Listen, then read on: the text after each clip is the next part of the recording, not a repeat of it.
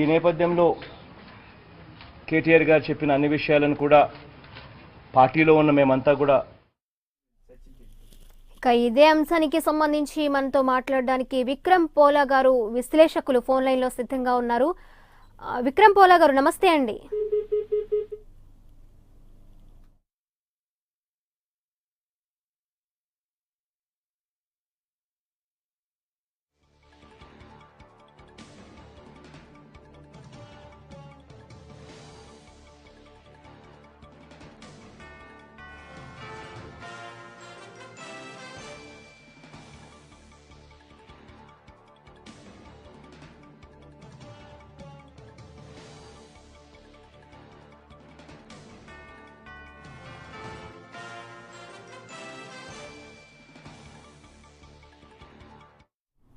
ఇదే అంశానికి సంబంధించి మనతో మాట్లాడడానికి విక్రమ్ పోలా విశ్లేషకులు మనతో ఉన్నారు.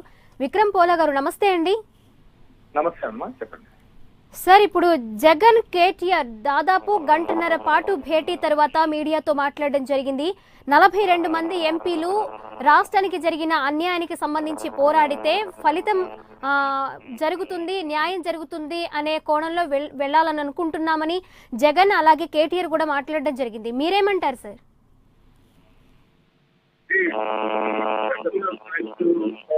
కేసీఆర్ గారు చేస్తున్నటువంటి ప్రయత్నాల్లో ఇప్పటి వరకు ఏంటంటే ఆయా రాష్ట్రాల ముఖ్యమంత్రులు గెలిచారండి. మమతా బెనర్జీ గారిని గెలిచారు, తర్వాత నవీన్ పట్నాయక్ గారిని గెలిచారు.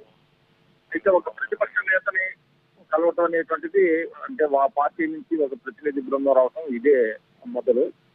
అయితే తెలుగు రాష్ట్రాల్లో నెలకొన్నటువంటి రాజకీయ పరిస్థితుల్ని చూసినప్పుడు ఈ భేటీలో చెప్పినటువంటి అంశం, అంటే ఇప్పుడే నేను కూడా చూశాను, ఈ విలేకరుల సమావేశం వాళ్ళు చెప్పడం ఏంటంటే, ఇప్పుడు టీఆర్ఎస్ తో పార్టీ పొత్తు పెట్టుకోవడం అనేటువంటిది, లేదంటే కలిసి ప్రయాణించడం కానివ్వండి, లేకపోతే రాజకీయంగా కలిసి పనిచేయడం అనేటువంటిది ఆంధ్రాలో ఏ విధంగా ఉంటుంది అనేటువంటి ఒక అప్రిహెన్షన్స్ ఉన్నటువంటి నేపథ్యంలో ఇవాళ కేటీఆర్ గారు ఒక అంశాన్ని స్పష్టం చేశారు.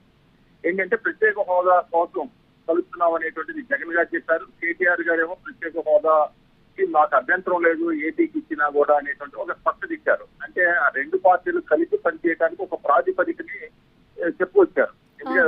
ఎందుకంటే తెలుగు ఎస్పెషల్లీ ఏపీలో అటువంటి అప్రిహెన్షన్స్ లేకుండా చేయడం కోసం, అంటే టీఆర్ఎస్ ఒక ప్రత్యేక, మీకు తెలుసు, తెలంగాణ రాష్ట్ర సమితి కేవలం తెలంగాణ ప్రయోజనాల కోసం ఏర్పాటైనటువంటి పార్టీగా వాళ్ళు చెప్పుకున్నారు. ఆ విధంగానే జరిగినటువంటి ఉద్యమంలో కొంత ఆంధ్ర వ్యతిరేకత వ్యక్తం పరిచినటువంటి పరిస్థితులు ఇవన్నీ ఉన్నాయి.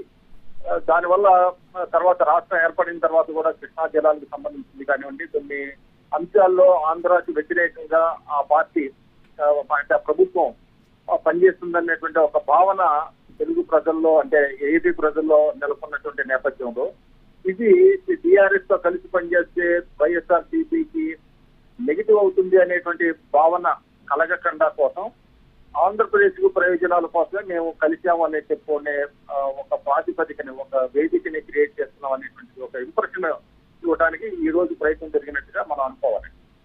ఓకే.